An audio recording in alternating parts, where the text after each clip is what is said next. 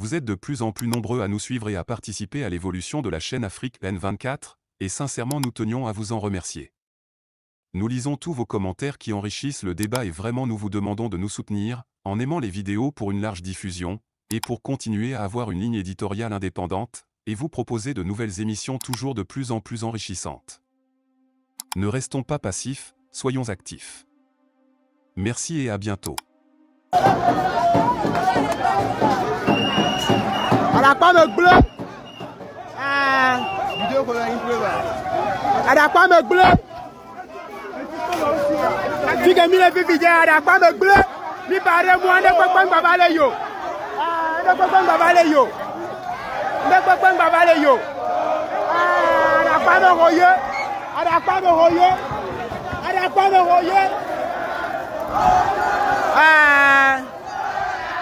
Ó máa gbàgbọ́ dépò náà ṣe bẹ́ òjò. Ewéla, Asila. Bonjour l'Afrique, bonjour le Togo, bonjour Adakpame, bonjour Bé. Je fais cette sortie pour dire merci à toute la population d'Adakpame, de Bé.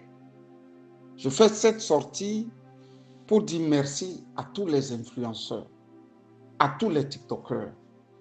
Je fais cette sortie pour dire merci à Ferdinand Haïté, qui aura été sur tous les fronts. Et je fais cette sortie pour dire merci à ces rares officiers qui, en cachette, qui, à l'intérieur,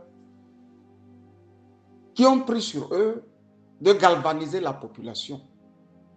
Et pour terminer, je fais cette sortie à tous ceux qui ont pris sur eux de mettre une petite cagnotte afin que ce qu'on a vu, c'est-à-dire la paralysie de tout le marché d'Assigame ait lieu.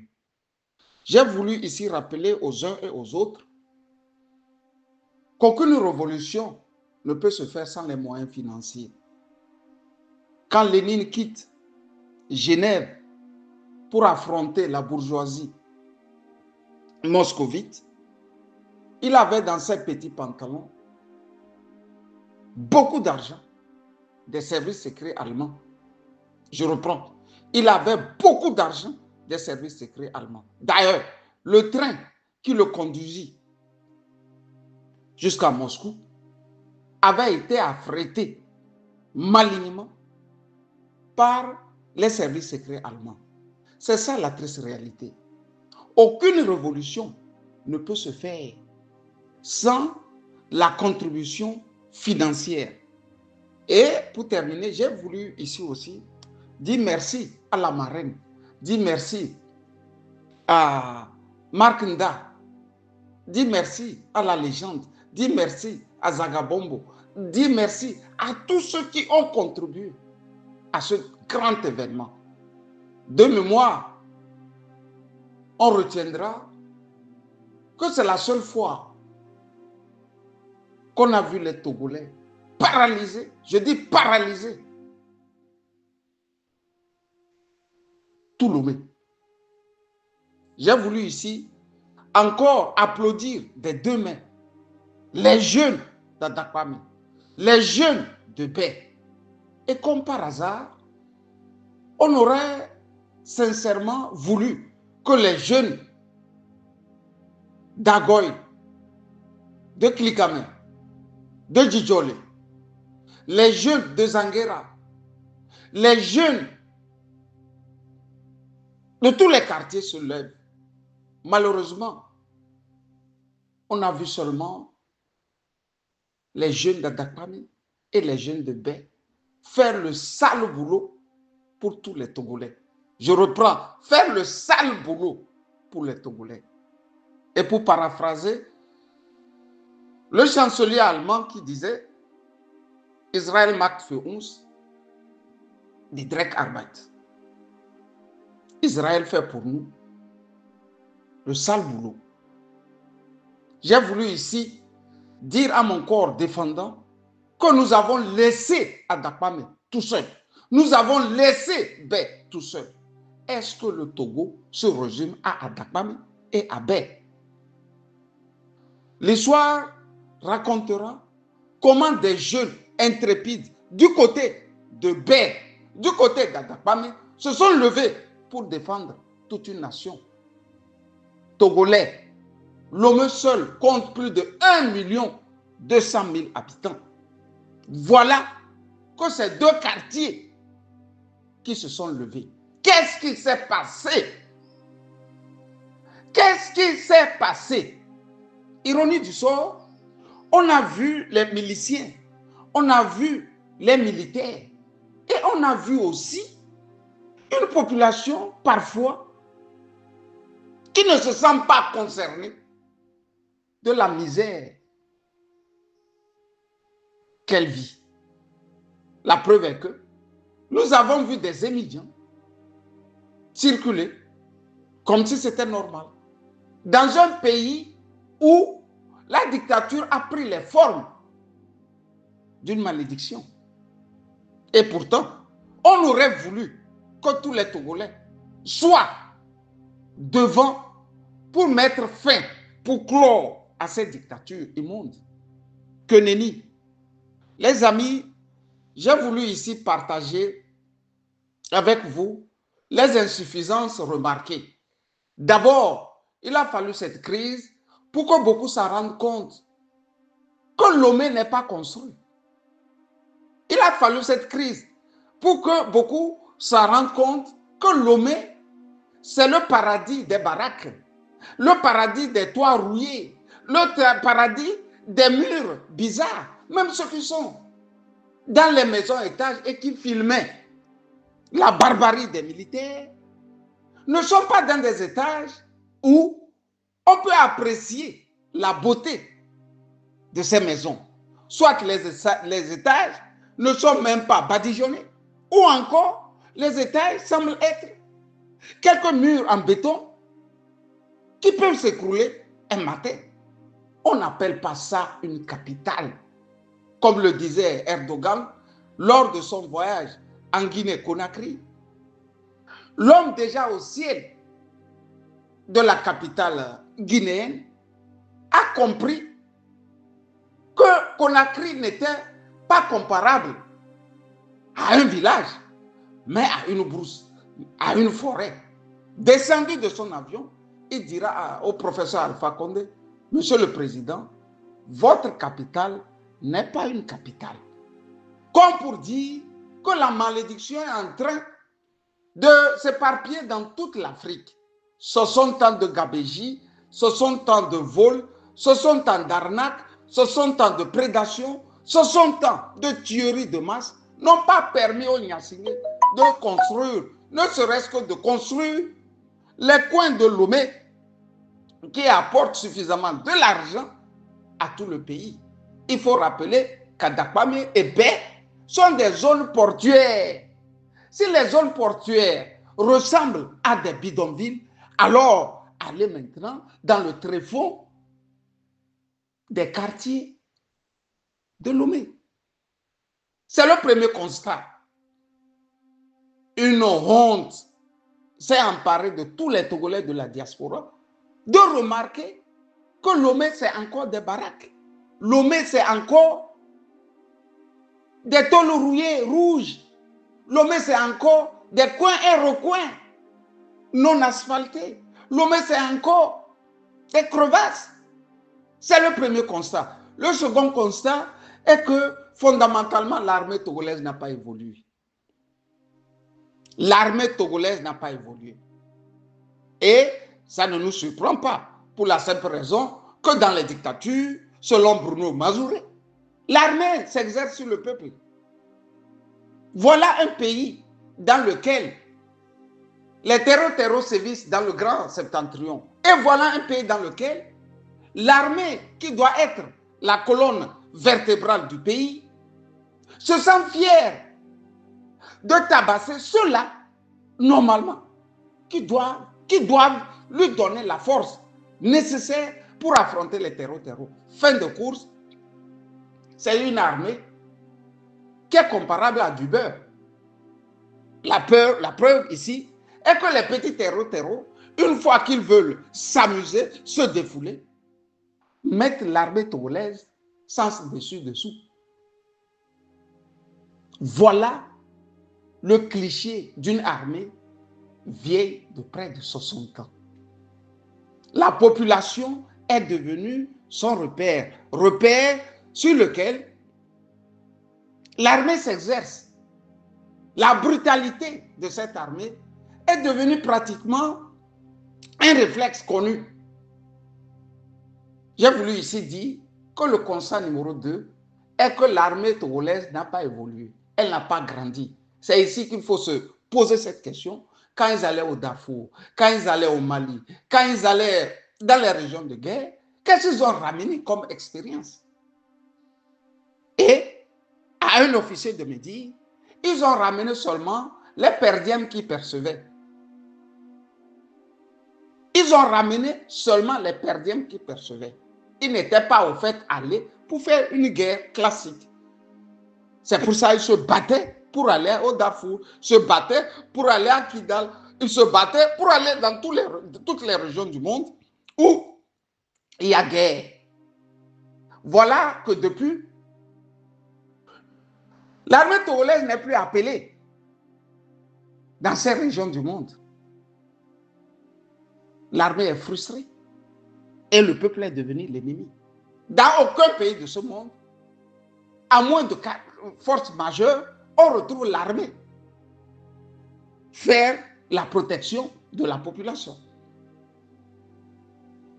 Mais ici, on a vu toute une armée en train de faire ce qu'elle a toujours fait depuis qu'Adema a rectifié Sylvanus Olympio. Troisième constat, c'est le comportement du Togolais. On a eu déjà à le dire que le Togolais a toujours été celui-là qui pense que ça n'arrive qu'aux autres. Le Togolais a toujours pensé que non, lui, il ne peut pas être attaqué à partir du moment où il n'est pas en train de marcher pour les droits de tous les Togolais. Sauf que c'est une grave erreur. Le militaire qui a été tué par la population, vous remarquerez très bien que lui aussi, il est parti croyant que lui, au lieu de se battre pour le peuple, il va se battre pour un pouvoir, survivra.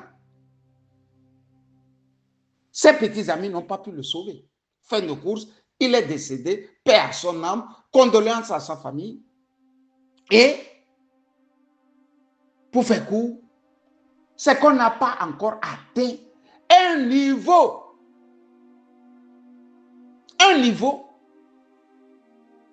de conscientisation que tous les peuples, sinon beaucoup de peuples, en ont. J'ai voulu ici dire à toutes et à tous, ceux qui ont laissé les jeunes d'Adapamé, les jeunes de Bé, ne sont pas de vrais Togolais. Un vrai Togolais est concerné par ce qui se passe dans son pays. On est Togolais quand on se sent concerné par ce qui se passe dans notre pays. Un vrai Togolais ne peut pas laisser les autres mourir pour que lui vienne parader. Ce n'est pas être un vrai Togolais. Un vrai Togolais devrait faire ce que la population d'Adapamé a fait, ce que Bé a fait. C'est ça, être un vrai Togolais. Dans la diaspora, nous ne pouvons rien parce que nous sommes loin. Nous sommes loin. Et dans toutes les révolutions, il y a ceux qui sont restés dehors et ceux qui sont restés dedans. C'est la symbiose, la synergie de ceux restés dedans et de ceux restés dehors qui fait une révolution. Pour vous dire que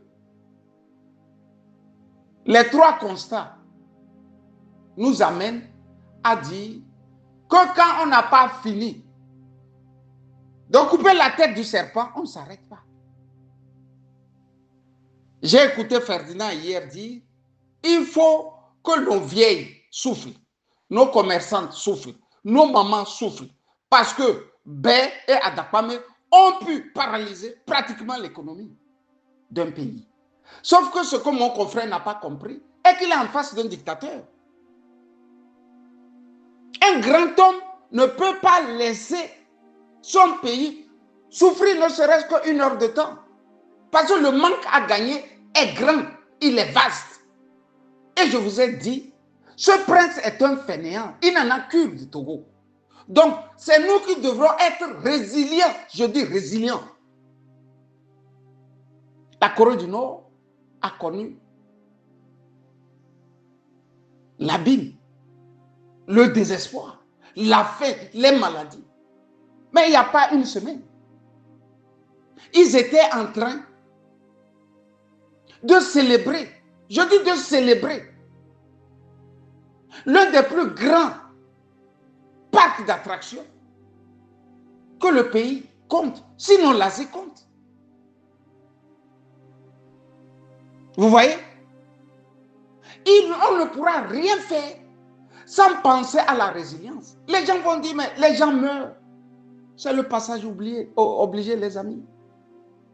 Si je suis devant, c'est possible que je serai aussi dans le cyclage. Si c'est pour ça qu'il faut mourir, on peut l'accepter. Mais il faut mourir pour un peuple aussi consciencieux. On ne peut pas mourir pour un peuple qui est à Bé, qui fait le travail, pardon, pour un peuple qui est à Goy, qui ne fait pas le travail, quand un peuple à Bé est en train de faire le travail. On va nous dire que Agoy a été quadrillé. C'est faux! Lomé, c'est 1 200 000 à tout casser de Togolais. 1 200 000 ne peuvent pas se taire devant l'ignominie de quelques défroqués, de quelques voyous, d'une bidasse qui pense que bon, elle est dans son bon droit de tuer. On a même vu des gens, je dis des gens, qui s'appellent miliciens et qui se montrent à Mondovision comme si la CPI n'existait plus, comme si aucune juridiction de ce monde n'existait plus. Les amis, c'est ici qu'on est appelé à se mobiliser davantage, à donner le courage et à reprendre de plus belle. L'erreur fatale serait de laisser le dictateur souffler. L'erreur fatale, je dis l'erreur fatale, serait de laisser le dictateur souffler. S'il souffle, il va reprendre les forces. S'il souffle, il va nous faire mal. Et n'oubliez pas, nous faisons ce combat étant seuls.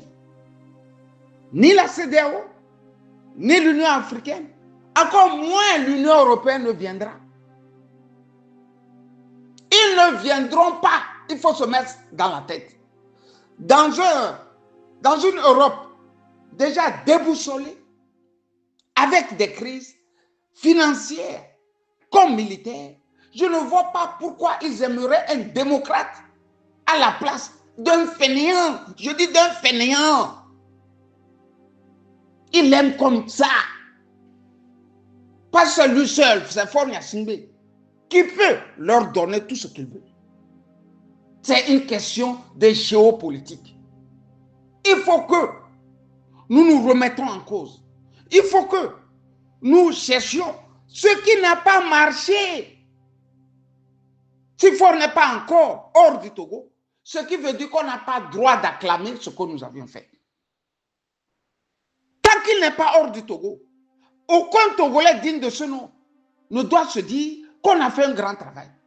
On peut tirer quelques points positifs, mais dire qu'on a fait un grand travail serait de se masturber et de s'enterrer vivant. J'ai voulu ici dire à tous les organisateurs de reprendre les stratégies. J'ai voulu ici dire aux militaires qui sont plus commandos dans le parler que réalistes, que la bataille au Burkina Faso s'est faite aussi avec le concours des anciens militaires reformés, avec le concours des militaires aussi qui ont été un temps si peu délaissés. Mais chez nous, qu'est-ce qu'on remarque? Tous les militaires te parleront de leur entraînement commando. Que sert un entraînement commando? Car ils ne libèrent pas les peuples. Quand ils ne libèrent pas les peuples, que sert-il un commando, un entraînement commando? Que sert? Que sert? J'ai été commando, j'ai été ceci, j'ai fait la formation ici, j'ai fait West Point, j'ai fait Saint-Cyr, j'ai fait le Sénégal, j'ai fait le Cameroun. Ça ne nous sert à rien. Les jeunes de Bay et d'Atakpami, voilà les commandos. C'est ça qu'on appelle le commandement, le commando. Ils ont commandé au menu. Quand j'ai dit ça, j'ai voulu dire qu'on a laissé Bay et Adapame faire le sale boulot, le Dreckarbeit, comme les Allemands le disent, le Dreckarbeit, le sale boulot. Et ce n'est pas comme ça une nation se bâtit. Une nation ne se bâtit pas en laissant une petite portion congrue se battre quand la majorité est là et regarde ailleurs. D'autres se sont même permis de s'enfermer dans les chambres. Sauf que les mêmes militaires dont je parlais tantôt sont rentrés aussi dans leurs chambres, les tabasser et les tuer. Ce qu'il faut faire maintenant est qu'il faut apprendre à nos enfants, à nos petits frères, à nos familles en général, à se défendre. On se défend. Je n'ai jamais vu un Turc qui n'a pas une épée. Je n'ai jamais vu un Turc qui n'a pas de couteau dans sa poche, dans sa voiture, dans son salon, dans son lit. Je n'ai jamais vu. L'Allemand n'attaque pas le Turc.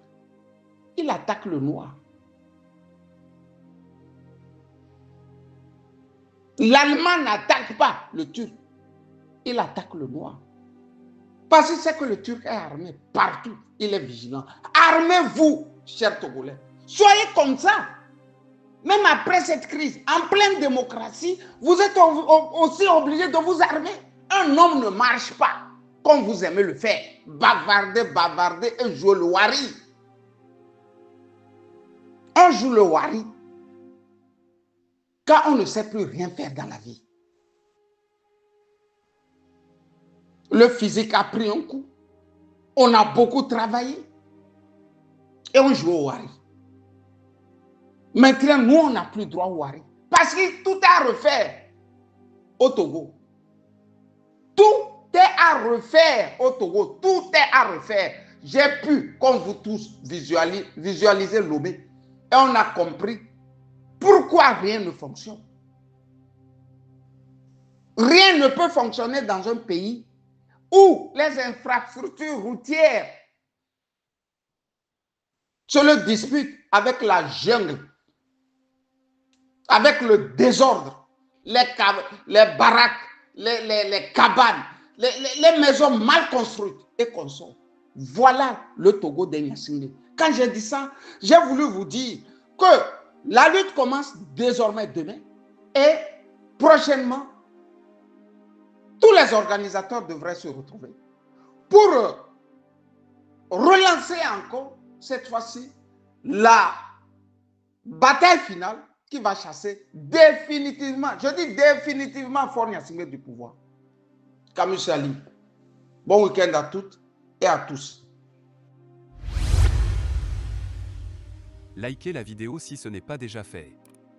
Laissez aussi votre point de vue en commentaire. Abonnez-vous et cliquez aussi sur la petite cloche de notification pour ne rien rater de nos prochaines vidéos. N'oubliez pas de partager aussi la vidéo et de la liker.